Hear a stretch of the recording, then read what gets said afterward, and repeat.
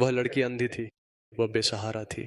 एक युवक ने उस बेसहारा लड़की को देखा और यह देखकर कि वह अनाथ और अंधी है, उसे दया आ गई और वह उससे प्यार से बात करने लगा। जैसे जैसे वे हर दिन बात करते गए, उसे एहसास हुआ कि वह बिना दृष्टि वाली एक गरीब अनाथ है। वह संपन्न थी और अच्छी नौकरी करती थी, फिर भी उसने उसका साथ दिया और प्यार करने लगा। एक दिन उसने शादी का वादा किया। उसने कहा, अगर तुम मुझसे शादी करना चाहते हो तो पहले मेरी आंखों की सर्जरी कराओ, इसमें 50 लाख का खर्च आएगा। अगर तुम ऐसा कर सको तो मैं तुमसे शादी कर लूंगी। उसने वे 50 लाख रुपए जुटाए और सर्जरी करवाई।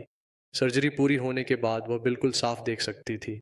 सर्जरी खत्म हुई, लेकिन आंखें खोलते ही उसने देखा कि जिस युवक ने इलाज का खर्च उठाया था वह अंधा हो गया था। उसे देखते ही उसके मन में तिरस्कार जागा। उसने सोचा, अब जब मेरी दृष्टि वापस आ गई है और दुनिया इतनी सुंदर है तो क्या मुझे वाकई इस अंधे आदमी से शादी करनी होगी?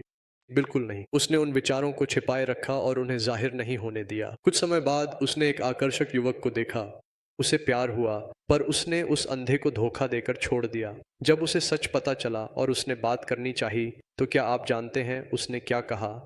तुम्हें क्या लगता है, मैं तुम जैसे अंधे से शादी कर खुश रह पाऊंगी? अगर तुम मुझसे प्यार करते हो और मेरी खुशी चाहते हो, तो मुझे अपना चेहरा कभी मत दिखाना। वह मान गया और जाते हुए एक पत्र छोड़ गया। उसने सोचा, इस बेकार पत्र में क्या होगा?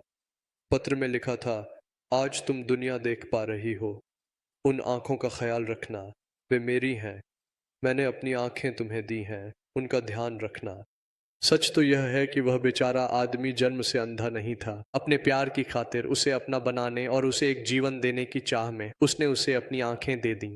वह अवसरवादी थी। आंखें पाकर भी उसने अपने दाता को बेरहमी से धोखा दिया। मेरे प्रभु ने आपसे अपने प्राणों से बढ़कर प्रेम किया। क्या आप जानते हैं उनका प्रेम कितना गहरा था?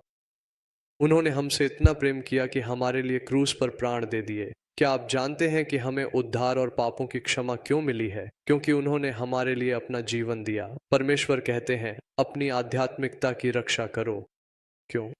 आज आप आध्यात्मिक रूप से जीवित हैं क्योंकि 2000 साल पहले मैंने आपके लिए क्रूस पर प्राण त्यागे।